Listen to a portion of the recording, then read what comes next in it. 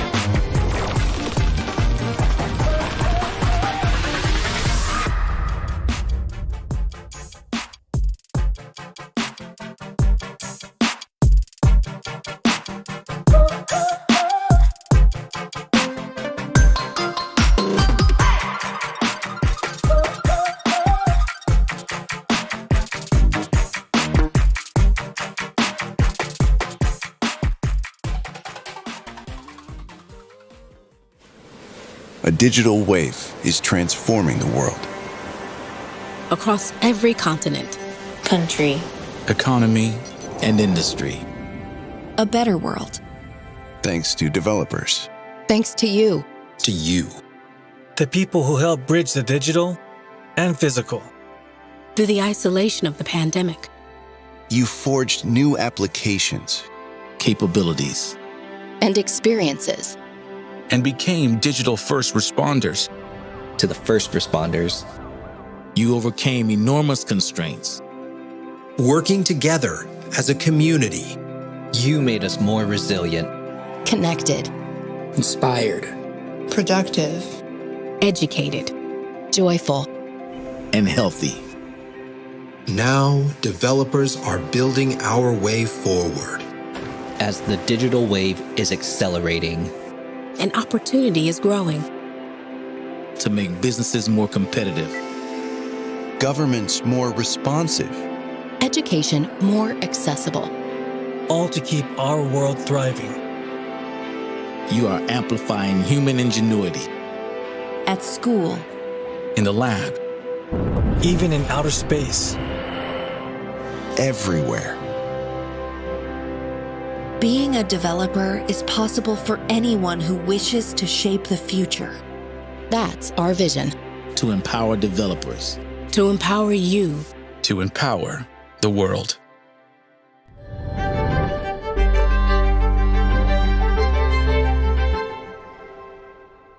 Good morning and welcome to Build.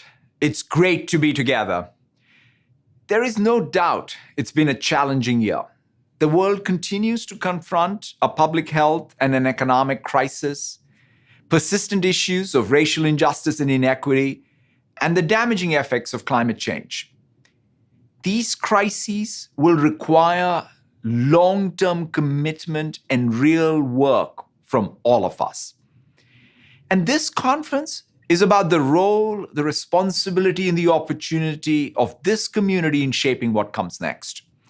Over the past year, you have shown what is possible when you come together and bring together the atoms of the real world with the bits of the virtual world.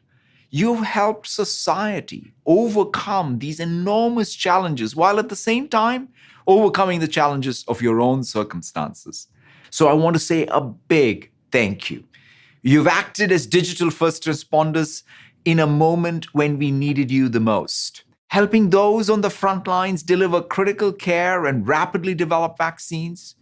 You've helped businesses remain resilient, ensuring they were able to quickly adapt and stay open when storefronts closed.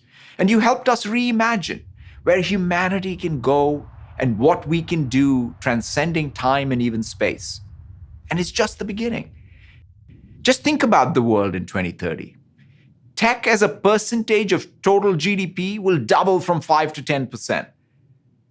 But the most notable thing is what will happen to the other 90%. Digital transformation that was projected to happen over the next 10 years is happening today. As computing becomes embedded in every aspect of our lives, there will no longer be such a thing as the tech sector. The world will be transformed through tech intensity at scale. Every organization will not only need to adopt the latest technology, but more importantly, build their own unique digital technology or be left behind.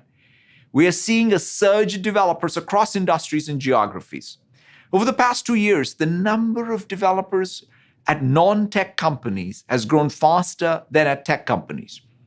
Industries hiring developers most rapidly include agriculture, consumer goods, energy, finance, and wellness. To share just one example, in the automotive industry, there were more software engineers than mechanical engineers hired over the last year. And we are seeing growth in every region. Nigeria, Hong Kong, Saudi Arabia, Bangladesh, and Egypt topped the list of new contributors to GitHub in 2020. And over the past 12 months, the percentage of developer job postings that were remote increased 8x year over year. In a digital-first company, the developer workflow influences how the entire company works. Fusion teams of pro developers and domain experts will integrate all functions and all disciplines.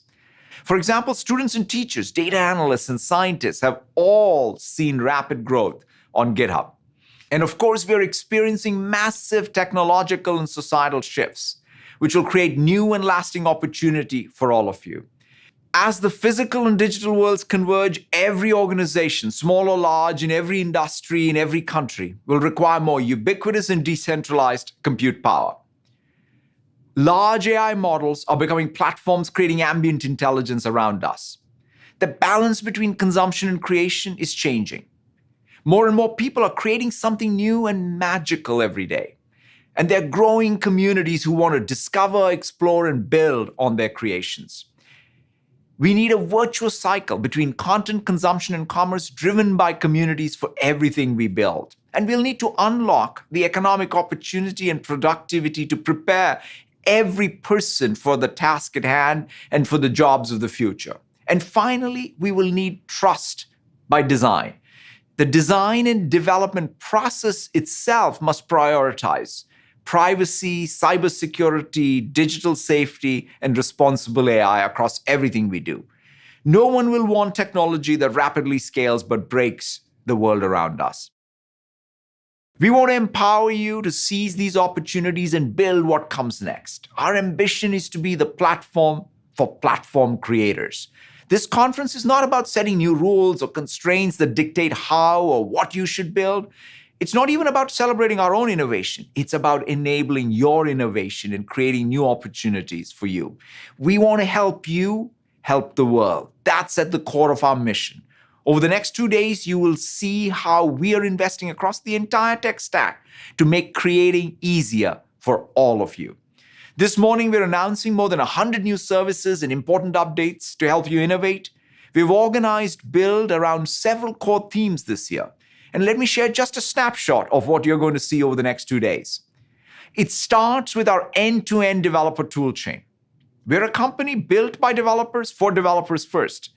From GitHub to Visual Studio, we provide the most comprehensive toolchain and services for every developer, every app, and every platform. So you can rapidly go from idea to code and code to cloud. And it's all about that developer velocity. We want to give you the tools to innovate as fast as you want to go. And with Power Platform, we're helping you scale and amplify your work so that you can collaborate across these Fusion teams and build applications together. You'll hear from Amanda Silva and Donovan Brown how Toyota is bringing together Fusion teams of pro developers and domain experts, as well as structured and unstructured data to build a mission-critical internal vehicle delivery app. And Julie Strauss will show you how we're bringing the world's most powerful language model, GPT-3, to Power Platform. If you can describe what you want to do in natural language, GPT-3 will generate a list of the most relevant formula for you to choose from. The code writes itself. The next theme is building new intelligent apps by harnessing the power of data and AI. This is so important. Every developer now has the opportunity and responsibility to make organizations sovereign in terms of their own data being used to benefit their own organization. The opportunity is clear. The next generation of applications will not be reactive but proactive because of their ability to harness the power of data to drive that next level of intelligence. From hyperscale SQL and PostgreSQL, Cosmos DB to Synapse and Synapse Link and Purview, Azure is the only cloud with limitless data and analytics and data governance capabilities. And in AI, we offer the most comprehensive portfolio of tools and frameworks for you to build these intelligent apps responsibly. You see so many customers applying this data and AI capabilities today. Twitter is using our speech services to generate captions for their live audio conversations on Twitter Spaces, making it a platform more accessible. And Walmart.com is using Cosmos DB to power their e-commerce transactions over holidays, handling billions of requests daily and providing millions of the customers with items they wanted when they needed them. Cosmos DB has become the go-to database to power the world's most demanding mission-critical applications. New capabilities boost performance by more than 300% for these read-heavy workloads, and Rohan Kumar will share updates for Cosmos DB, Azure SQL, and our OSS databases that we're making to help you build and modernize high-performance apps at any scale. Eric Boyd will talk about our new initiative with PyTorch to introduce PyTorch Enterprise on Azure, providing a more reliable production experience for organizations using PyTorch for their data science work. No other cloud is doing this today. And Kevin Scott will talk about the groundbreaking work we're doing with OpenAI on large-scale models. Now let's talk about cloud-native apps. The world's not getting simpler. Technologies are multiplying. There's an increasing variety of hardware, silicon, deployment models. Some will argue that the cost of supporting multi-cloud is pretty prohibitive. Add the edge to that and it becomes exponentially more complex. And we're making all of this simpler to help you build and create from anywhere. The apps of the future will be cloud native, and you should be able to run them anywhere across on-premise, edge, and multi-cloud. Today, we're excited to announce that Azure Application Services will now be able to run on Kubernetes and anywhere with Azure Arc. This means you can now run your favorite Azure Application Services on-premise, on the edge, or other clouds. You will hear more on this from Gabe Monroy. And with AKS and Azure Stack HCI, you can now build consistent applications across Azure and hybrid. Deploying AKS on Azure Stack HCI just takes a few clicks. Now to the future of work. Hybrid work perhaps represents the biggest shift on how we work in our generation. It'll be complex, there's no standard, it'll require a new operating model designed around new ways people work, the places they inhabit, both digital and physical, as well as changes to processes across every business function. That's why we built Teams as that organizing layer for all the ways people work, learn, and collaborate. Teams now has 145 million daily active users, almost double the number a year ago. It's the only solution that brings together meetings, calls, chat, document collaboration, and workflow in a single integrated user experience. And it enables you to bring collaboration to the forefront of app design, as Jeff Teeper will show you. One of the things I'm most excited about is how, with Teams and Office, we're enabling a new category of cross-device collaborative applications.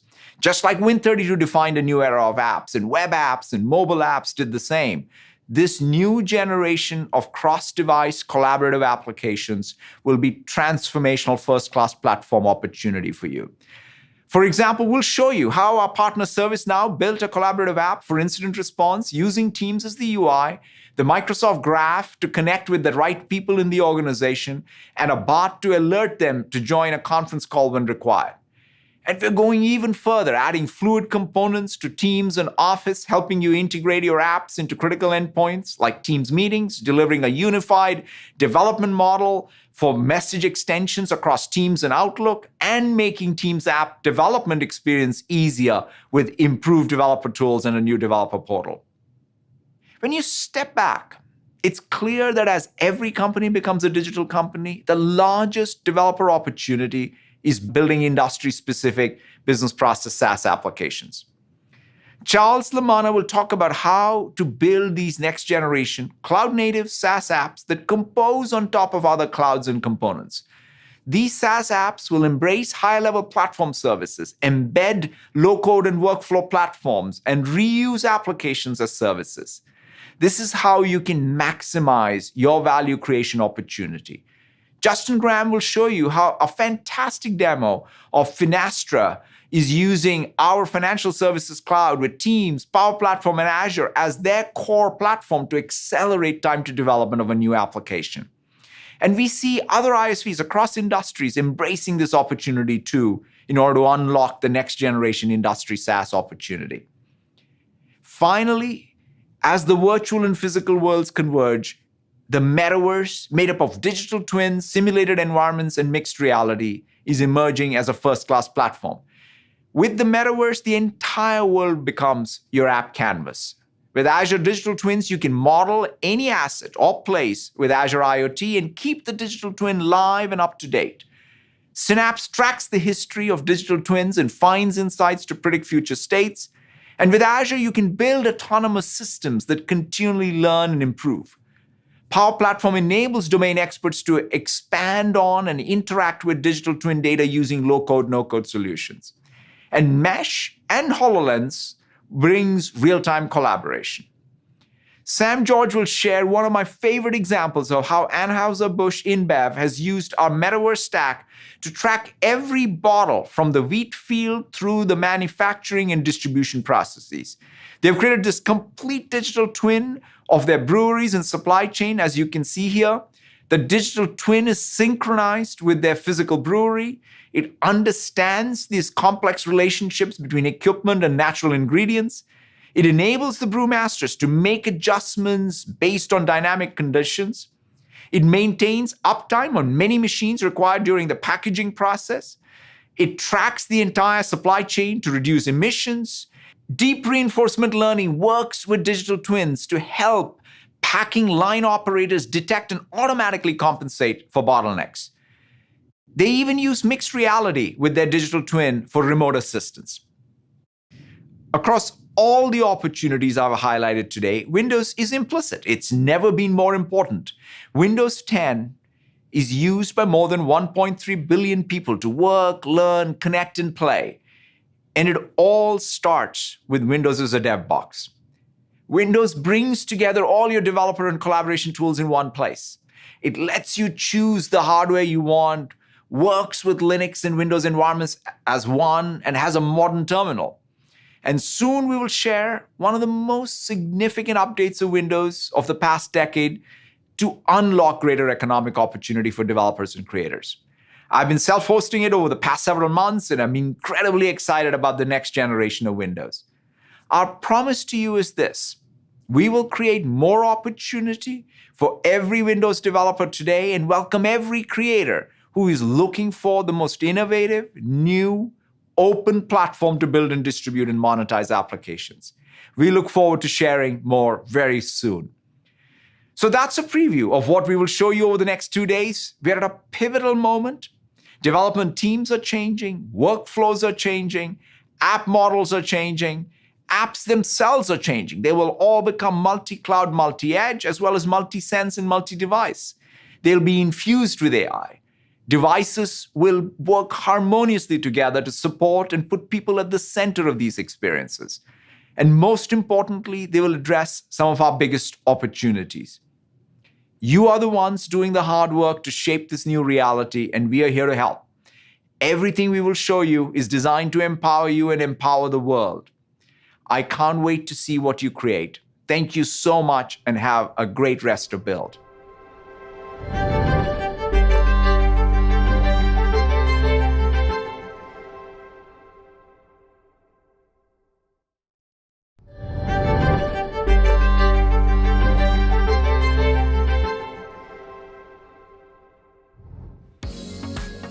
Hello again, it's Allison Wines, along with Rick Claus, back with more from day one of Microsoft Build.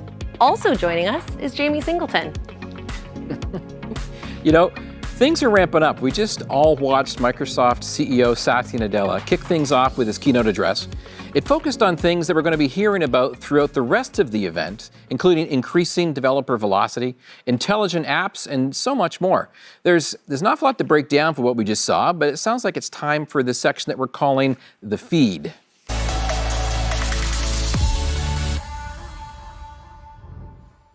All right, so in this section, we're going to ask everybody here about what they took away from Satya's keynote. What about you, Jamie? Did you have anything that kind of stood out for you from that one? Yeah, I noticed the quick mention of the cloud native apps, where you can essentially put Azure App Services on top of Kubernetes so that you can build your apps anywhere. Yes. Wow. So that was pretty impressive. I'm excited to learn more. I think you've actually got an interview with some people coming up about that particular topic later on, don't you? I do. I actually have an interview with Jeff Holland later, and so we'll definitely dive into some more details about the cloud native apps. Nice. Well, you know what? For me, I'm gonna go to the thing that I found really interesting, which was actually talking about the digital twins.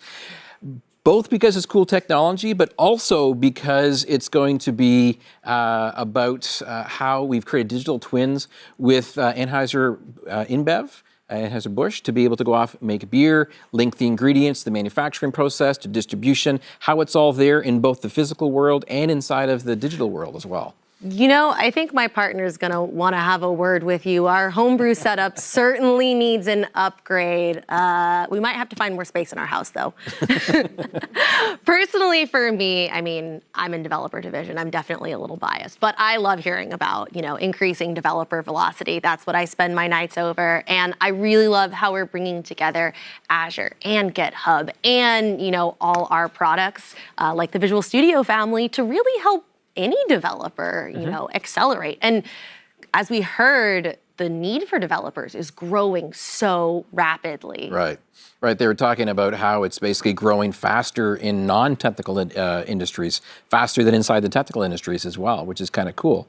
That actually brings up an interview that I've got coming up a little bit later on with Charles Lemans, where we're going to be talking about the low-code, no-code capabilities, the development and working of fusion teams, working with professional developers and different industry experts across our different types of clouds that we have as far as architectures that we've created. So very cool stuff coming up a little bit later on. Yeah, I can't wait for that interview. I think you're going to rock it, Rick. Yeah, I'm excited for all of the interviews that we have coming up.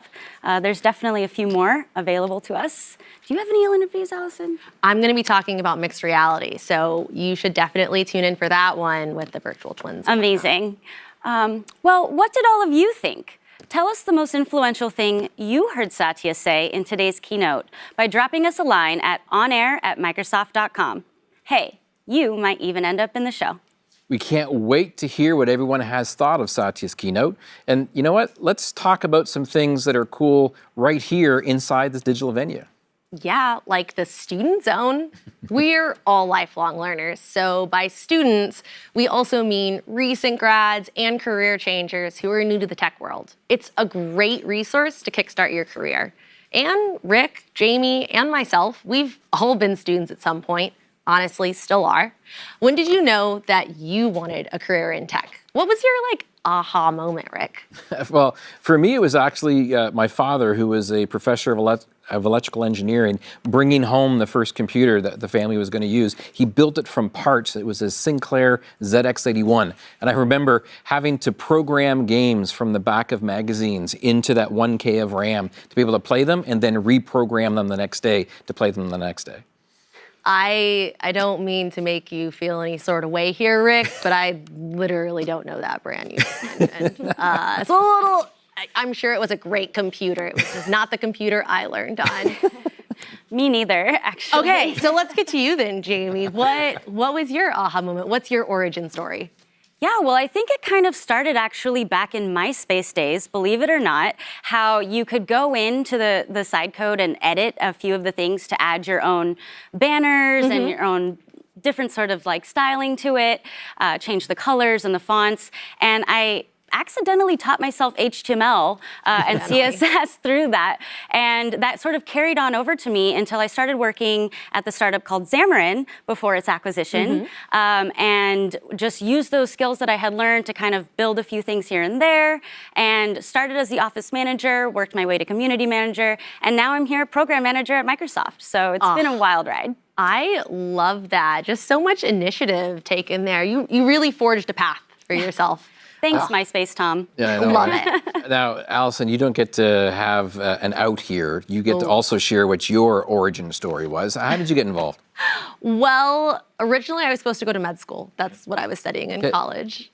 Clearly it worked out, you know. But I actually took a intro to computer science class as a part of my degree requirement, and I loved it. It was probably the hardest thing I've done. It was completely brand new for me, but I love the challenge of being able to sit in my dorm room and like solve these really cool problem sets. And there's nothing like the feeling of your code compiling and working at 2 a.m. I'm sure a lot of people tuning in know that feeling. And I've kind of been chasing that ever since. Here I am now. I interned here at Microsoft in developer division. Nice. And they welcomed me back, and I'll be here for 6 years this summer. It's been an incredible ride. I love it so much. Nice. I mean, it's kind of interesting how we're all coming from these different diverse backgrounds. I mean, I literally sat down in front of a computer, jiggled the cable to get the printer to work, and that's kind of how I got my first start in my first job inside the IT world. And you know, there's different stories, and I love to hear them coming from everybody from all these different angles for what they bring into the technology community. Yeah. But you know, you can find out more about what's going on, and if you also have a different, diverse background coming into the world of technology, you should definitely check out the Student Zone by first going over and clicking on the Learning Zone, just up above there, and then take a look at the Student Zone. You can learn about Azure, GitHub, C#, Python, and so much more. Just go ahead and drop in on some sessions that are going to be led by some Microsoft employees, and also even some special guests, too. There is so much still ahead on day one of Microsoft Build. Here on this screen, you can catch a technical session on increasing developer velocity with Microsoft's end-to-end platform. But also be sure to explore other sessions that are happening concurrently. These include harnessing the power of data in your applications with Azure, sessions on building cloud-native applications that run anywhere, the next generation of collaborative apps for hybrid work, and building differentiated SaaS apps with the Microsoft Cloud. All of these can be found in the session scheduler located above. And if you can't get to these in real time, don't worry about it. They'll be made available for viewing on demand later. Just be sure to save it all to your backpack, because it's really all about making the Microsoft Build experience one that works for you. Hello, everyone. Today, we're going to talk about teams that are focused on building the next generation of digital solutions to get the job done and developing securely for the cloud.